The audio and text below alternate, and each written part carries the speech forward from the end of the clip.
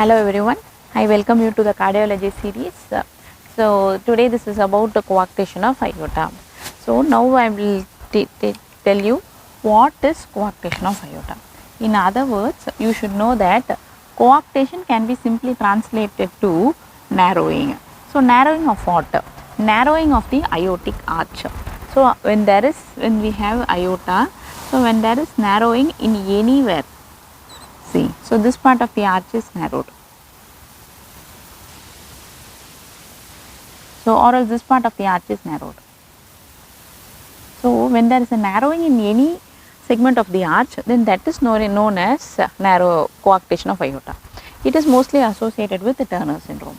What is a murmur which is associated with the coarctation of aorta? It is seen with a murmur in the infrascapular region. A systolic murmur is heard in the infrascapular region. What about the clinical features? So before we dive into the clinical features, you should know exactly the pathophysiology. See, this is the arch of aorta. Once the arch, the first branch of the arch is the right brachiocephalic. So this is the right brachiocephalic.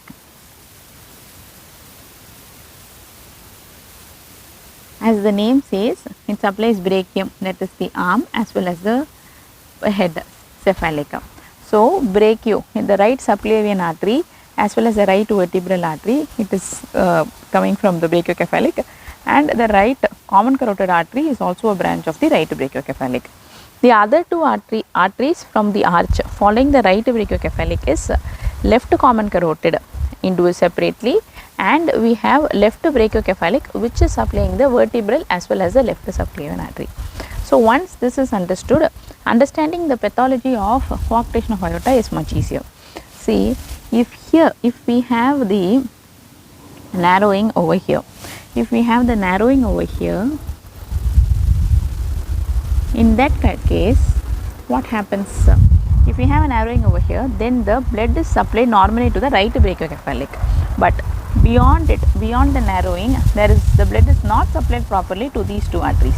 Therefore, the right brachiocephalic, that is the right subclavian, will be normal, or it will be receiving a higher quantity of blood because the narrowing related to the bifurcation. So therefore, the right subclavian, that is the right side of the limb, will have brisk pulses, the BP will be high, and the extremities will be warmer. This indicates that the left side is not having a brisk pulses and the BP is not high, or the extremities are cold. So either they can present with these similar features in the right as well as in the upper left limb, or this can be one of the presentation. Otherwise, if the narrowing is not here, if the narrowing is not in the aortic arch, but if the narrowing is beyond, after the three arteries are given out, if the narrowing is beyond it, in that case the right subclavian as well as the left subclavian or the right arm will be perfused normally, but the lower limbs, upper limbs can be perfused normally, but the lower limbs will not be perfused. So therefore, the pulses will be weak, the lower limb extremity will be cold, and the lower limb BP will be lesser. So this is what in short about the clinical presentation. Either there will be a difference in presentation between the two upper limbs, or the upper limb will be normal or with an increased BP, but the lower limb will be affected. So how will the question be asked? The question can be asked in two forms. In one question, they can tell you like the BP is high in one limb and the pulses are brisk in one limb. Now what else to do? We are supposed to check the BP in the other, suspecting the coarctation of aorta.